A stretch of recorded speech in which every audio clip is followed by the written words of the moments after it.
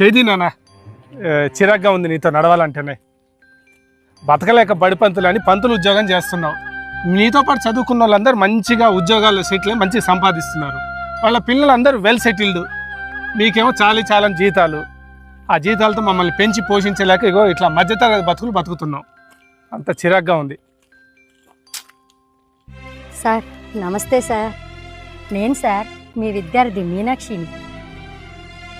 బాబు మా బాబే. బాబు మీరు ఎంత అదృష్టవంతులు. ఇట్లాంటి తండ్రి కడుపును పుట్టినందుకు చాలా గొప్పవారే. ఆ రోజు మీ నాన్నగారు మాకు చదువుతో పాటు గొప్ప సంస్కారం నేర్పించారు, గొప్ప విలువలు తెలియపరిచారు. కాబట్టే మేము ఈరోజు ఇంత స్థాయిలో ఉన్నాం బాబు. మాధవరావు గారండి, నమస్కారం సార్. మీరు అప్పుడు మీ స్కూల్ టైం అయిపోయిన తర్వాత మా బాబుకి లెక్కల ట్యూషన్ చెప్పారు సార్. ఇవాళ మా బాబు చాలా వృద్ధిలోకి వచ్చాడు సార్. బాగా డెవలప్ అయిపోయాడు సార్ మా బాబు.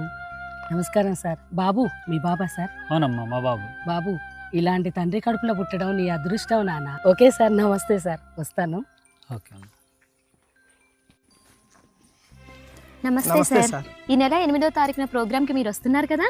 ఎందుకు రాకుండా ఉంటారే? మాస్టర్ చేతుల మీదకి ఎన్నో వేల మంది విద్యార్థులను తీర్చిదిద్దిన సారు. పైగా ఆ సార్ దగ్గర చదువుకున్న ఒక విద్యార్థి కలెక్టర్ అయ్యాడు. మా మాస్టర్ వస్తే తప్ప నేను రాను అని అంటున్నాడు. సార్ మీరు తప్పకుండా రావాలి సార్. అలాగే. వెళ్ళొస్తాం. మాధవరావు బాగున్నావా? లలిత బాగున్నావా నువ్వు? ఏం బాగుంటాను. నేను పనిచేసే ఆఫీస్లో ఎవరో లంచం తీసుకున్నారంట. అదేదో నేను తీసుకున్నట్టు మా కాలనీ వాళ్ళందరూ వింతగా చూస్తున్నారు. నీ కెరియర్లో ఒక్క రిమార్కు లేదు, లంచాలు తీసుకున్న పేరు లేదు.